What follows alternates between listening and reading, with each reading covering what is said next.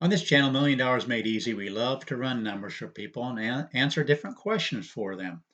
We got this question: how much do I need to retire with 60,000 a year? 60,000 a year is 5,000 a month.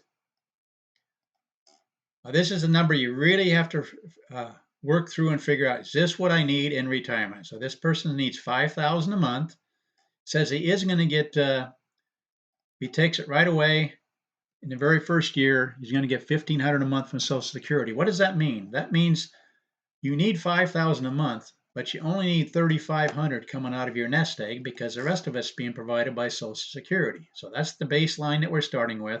We're also going to give this individual COLA, because you're not going to stay at 5,000 a month. We're going to do a 3% COLA, which is historical inflation numbers for the last 100 years. So in other words, you're going to need 3,500 from your nest egg the first year, then 3,605, and the Social Security basically keeps up with inflation, at least it's supposed to. They get a COLA with. So we're going to go ahead and run the numbers now and see how many times in the last 100 years you'd run out of money, but we're trying to figure out what number do you need.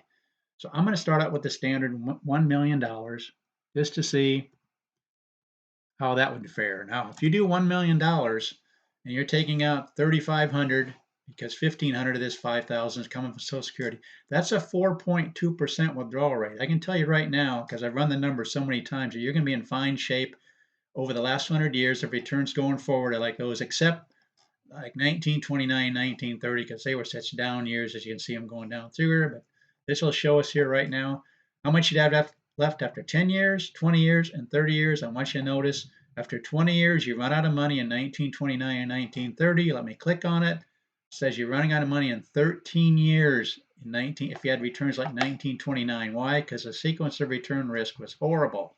Look at this. Go down, down, down, down. It just knocked the S&P 500 down so far that it ran out of money. Now, you wouldn't leave it all in the S&P 500. That's what we do on this channel. We can run it. Let's say you did a 60-40 split. Would that help much? Instead of running out of money in 13 years, you'd run out of money in 20 years. So it lasts 7 more years. We're using a cash reserve account, saying you're getting 3% of that. Here's what we mean by that. 60% of this million stays in the S&P 500.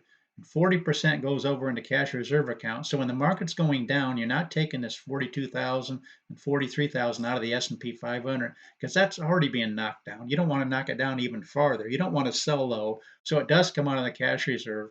But because this market was suffering so much these initial years, you'd run out of money in 20 years. How about 1930? 1930, your money would last 24 years. But look at this, folks. 97% of the time with this $1 million, you'd be just fine. What would happen if we cut back to a 2% COLA? I'm going to go back. This shows you what we knew this channel. 2% COLA.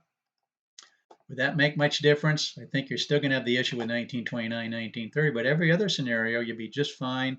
Let's see if the 2% COLA makes any difference. No, it basically stays the same. Again, 1929, 1930. People sometimes ask, why do you look at depression years? I just like to cover all the bases in case we run into a really bad scenario. Okay, let's go down now. Let's go ahead and let's stay with the 3% COLA. Let's go down to 900,000. Right now you got a you got a 2.5% failure rate after 20 years and 2.8 after 30 years. Let's say you only have 900,000. What would that mean? That means your withdrawal rate is 4.67%. See how that might change things. 60-40 split. We'll look at that in just a second. We have a 2% failure rate after 20 years with $1 million. What do we have? Now we have a 5% failure rate after 20 years and 5.6 after 30 years with 900,000. How about a 60-40 split? Go ahead and update this, see if this will change the 5% much at all. Again, this shows you what we do on this channel. We could change when you start your Social Security also, but I'm just showing you the basics here. Looks like 4% of the time you run out of money, so it's a little bit better than the 0%. Okay, let's go to 800,000. Again, we're trying to find that happy number that you can feel comfortable with, even if you had returns like the 1929, 1930. Let's go back to, this is a 5.25%. You're getting quite a bit above 4%. See if this affects it more than just 1929 and 1930 numbers. Okay, now you're having a failure rate 9% of the time. Let's do a 60-40 split here. Again, you're at 5.25. You need to keep close to that 4% rule. So if you need 5,000 a month, we saw that $1 million would work. Now it's getting a little bit more iffy. It's like 7% of the time with a 60-40 split. Let's just go one more. Let's go down to 750,000. Again, we're needing 5,000 a month.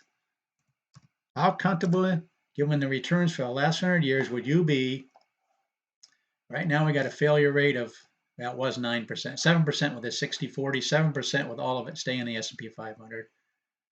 This is a 5.6% withdrawal rate. That's quite a bit above the 4% rule. Now you're up to a failure rate of 9% of the time in the last 100 years. Most of them, yes, during the Depression years, but there's actually some during around the year 2000, because 2000 had 3 down years. If you have consecutive down, there you see you're running out of money. Let's see here. If you would have done this in the year 2000, had these kind of returns going forward, you would have been out of money in 14 years with 750,000 and a 5.6% withdrawal rate. How about 60-40? See if this red changes much. I don't think it's going to change much. Went down a little bit. It gave you a couple extra years. Why?